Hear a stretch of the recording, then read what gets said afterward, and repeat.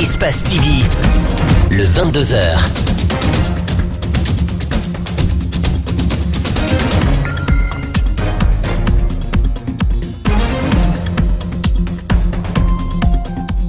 Vous regardez Espace TV, c'est un plaisir de vous retrouver, mesdames et messieurs, bonsoir. Et tout de suite, les titres de cette édition d'information. Les étudiants devront désormais suivre la formation militaire et civique pour recevoir leur diplôme. Une annonce du ministre de l'Enseignement supérieur et de la Recherche scientifique pour cultiver l'amour de la patrie. Dans la fièvre des fêtes de fin d'année, les préparatifs sont en cours, mais pas sans inquiétude.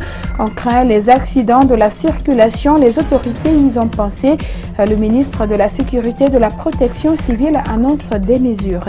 Et puis en France, les jouets mis sur le marché doivent répondre aux normes européennes de sécurité. Visite du laboratoire de Lille, de la douane et de la répression des fraudes chargées de tester ces jouets pour en vérifier la conformité.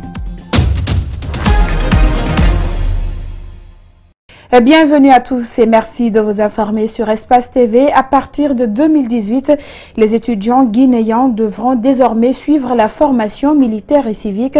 C'est une annonce faite par le ministre de l'Enseignement supérieur et de la Recherche scientifique lors d'un déjeuner de presse pour cultiver l'amour de la patrie aux apprenants avant leur sortie. Reportage Malik Siangana Kamara et Ibrahima Souri Siangsouma. Dans son plan d'action de 2018, le ministre de l'Enseignement supérieur et de la Recherche scientifique parle du retour de la formation civique et militaire dans les universités.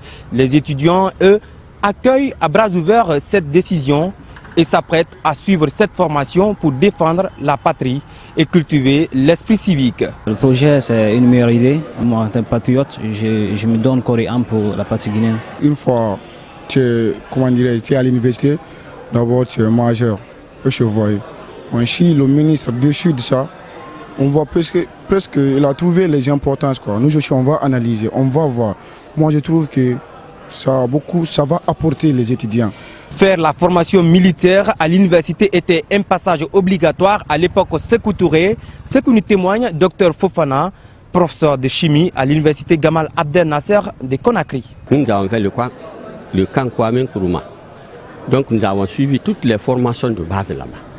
Comment démonter les armes, les différentes armes, les fusils, les mitraillettes, jusqu'au bazooka. Nous avons tout compris. On avait des cahiers, comme à l'université. On étudiait là-bas rigoureusement. On allait sur le terrain, le combat, c'est-à-dire l'artillerie. On apprenait comment appréhender un ennemi. Donc ce ne serait pas mauvais de reprendre ce rythme-là. La patrie ou la mort était le slogan de tout un Guinéen à l'époque. Aujourd'hui, l'incivisme, le désamour de l'un envers l'autre bat son plein. Ce projet du ministère de l'Enseignement supérieur pourrait peut-être changer la donne. Espérons donc pour sa réalisation. À quelques jours des fêtes de fin d'année, l'inquiétude grandit au sein des populations. Outre les difficultés liées à la circulation, la conjoncture économique semble bien difficile à supporter. Les autorités, quant à elles, rassurent que toutes les dispositions sont prises pour faciliter la circulation et limiter les accidents. Alcéné Bari et Yacouba Traoré ont fait un tour à la foire et dans quelques artères de la capitale. Il est 11 h. Nous sommes à la foire, la cour presque vide, les clients absents, seuls quelques rares expatriés viennent faire des achats. La conjoncture économique fait défaut, bon nombre de clients attendent la fin du mois, aux grandes dames des vendeurs venus du Burkina, du Niger, du Ghana et autres. Je dis qu'il n'y a pas beaucoup de clients qui viennent ici, maintenant, il n'y a pas beaucoup de clients. Il y a d'autres qui disent qu'il n'y a pas beaucoup d'argent, il y a d'autres encore qui disent que la plupart de ceux que je sais sur les clients ici à Conakry, ils attendent toujours les derniers jours de foire. Mais cette année, c'est le contraire. Ils disent qu'il n'y a pas assez d'argent.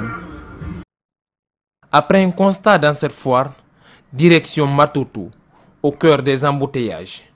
Une longue file d'attente pour les usagers, c'est le début d'un calvaire pour eux, car les fêtes approchent à grands pas.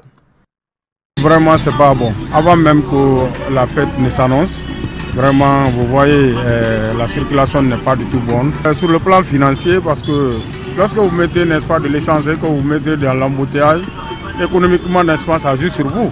Et vous savez que les travailleurs guinéens sont mal payés, c'est ça. Ça ne peut même pas donner une longue vie, n'est-ce pas, à la voiture que vous avez. Les autorités rassurent que toutes les dispositions sont prises. La police aux aguets, les sapeurs-pompiers en branle, avec la réactivation des numéros d'urgence. À cela s'ajoute le plan d'urgence déclenché par le ministère de la Sécurité. Le déploiement commencera dès le 22 jusqu'au 5 janvier. Tous les services secours vont être mis en alerte et également les numéros d'appel d'urgence. Le 117 va être réveillé, le 18 de la protection civile va être réveillé. Reste à savoir si toutes ces mesures porteront fruit pour limiter les accidents et rendre fluide la circulation lors des périodes festives. Et toujours dans la fièvre des fêtes de fin d'année, malgré la cherté de la vie, dans la cité, les préparatifs s'annoncent à grands pas dans les ateliers de couture. Les clients se bousculent à longueur de journée. Mariam Fodé Camara et Amara Alex Silla en font un tour dans un atelier de couture. Reportage. Fête de fin d'année. Nombreuses sont celles qui cousent de nouvelles tenues. Une occasion pour elles de rendre visite aux amis et connaissances afin de se souhaiter mutuellement une bonne fête. Pour satisfaire la clientèle, certains couturiers passent la nuit dans les ateliers. C'est le cas de cette jeune dame qui est parfois submergée par les travaux en cette fin d'année. Cette fois-ci, je ne sais pas si l'année passée parce que j'étais dans une petite boîte, mais avec le déménagement, franchement, je suis submergée. J'ai beaucoup de boulot. Vraiment beaucoup de boulot. Pour satisfaire sa clientèle, Marguerite Oulemo compte recruter des apprentis pour être dans le temps. Franchement, même quoi que tu fasses, il y a toujours des clients qui se fâchent parce que je ne peux pas respecter tous les programmes. Surtout moi, je n'ai pas beaucoup d'employés. C'est ce qui me fatigue beaucoup. Je dois avoir 2 employés que je vais payer, qui vont travailler pour moi. Donc je crois qu'avec ça, ça va aller plus. Ceux qui sont là, je crois qu'on n'aura pas de problème pour la fin d'année. Rencontrée dans cet atelier de couture, cette cliente, après avoir reçu son habit, exprime ses sentiments. Oui, toujours satisfaite avec le travail de Maggie Fashion. Elle me fait bien les tenues, elle est vraiment super. J'aime bien. La fièvre de décembre augmente tous les jours. Dans les grands carrefours de la capitale, les jeux de lumière sont installés par le gouverneur pour rendre plus belle la fête de fin d'année. Le calvaire des usagers de la route Bokeh-Gawal est à son comble. Cette route pourtant économique se trouve dans un état de dégradation très poussé. Les citoyens et autorités tirent la sonnette d'alarme. De retour de Gawal, notre reporter Amadou Ribari nous fait le point. C'est une route longue de 195 km, mais les usagers font plus de 9 heures pour arriver à destination. Le tronçon Bokeh-Gawal est devenu impraticable et le calvaire des usagers est au comble. Des nids d'éléphants, des virages dangereux, l'état piteux de la route expose à des dangers permanents. À cela s'ajoute la poussière suffocante inhalée par les usagers. Ce fils natif de Gawal, visiblement choqué, dénonce l'indifférence des autorités à faire face à cette route. C'est vraiment un sentiment de désolation. Imaginez pour une route de 190 kg, nous avons 7 heures de temps de route. 7 heures. Et ça, c'est si par exemple l'état de véhicule est en norme, sans quoi nous pouvons nous attendre jusqu'à 8 heures, 9 heures du temps.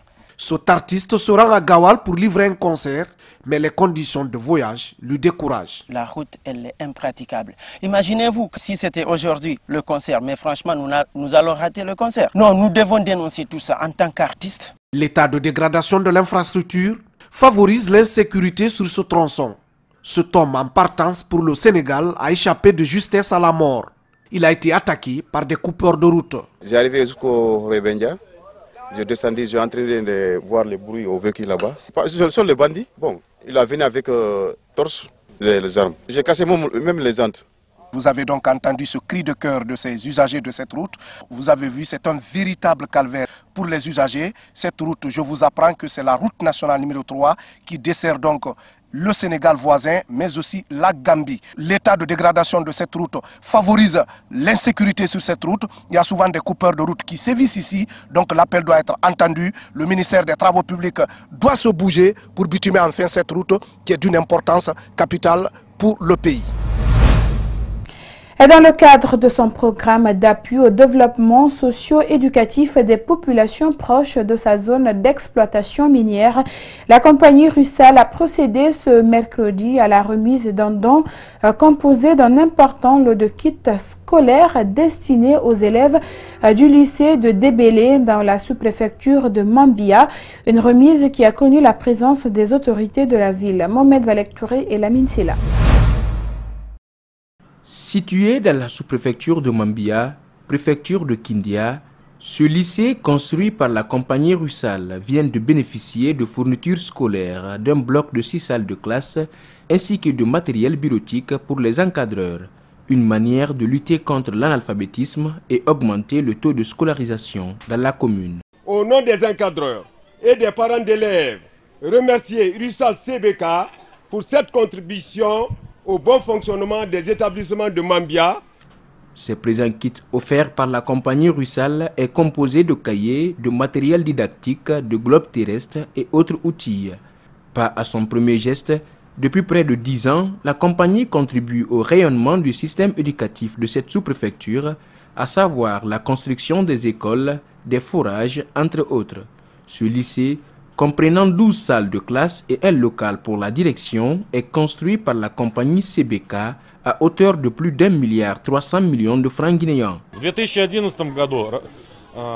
En 2016, on a construit une nouvelle école primaire de 3 classes dans le secteur Balaya, dans la sous-préfecture Touéga-Agbé. Dans les prochains jours, elle sera équipée en mobilier.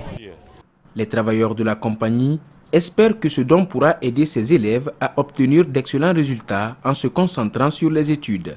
Satisfaits du geste de Rusal CBK, les élèves du lycée de Débélé n'ont pas manqué de remercier les donateurs pour leur appui matériel. Le préfet de Kindia revient sur des réalisations faites par la compagnie et rassure que les bénéficiaires en feront bon usage.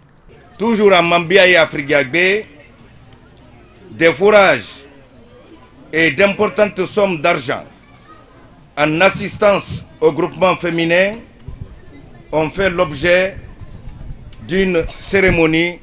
Il faut rappeler que depuis plus de 10 ans, la CBK vient en aide chaque année aux élèves de la sous-préfecture de Mambia en leur offrant des kits scolaires et autres matériels didactiques pour appuyer leur formation. Et c'est ce qui met fin à cette édition d'information réalisée par toute l'équipe d'Espace TV. Merci à tous de l'avoir suivi et l'info continue sur notre site web www.espacetvguinée.info. Bonsoir.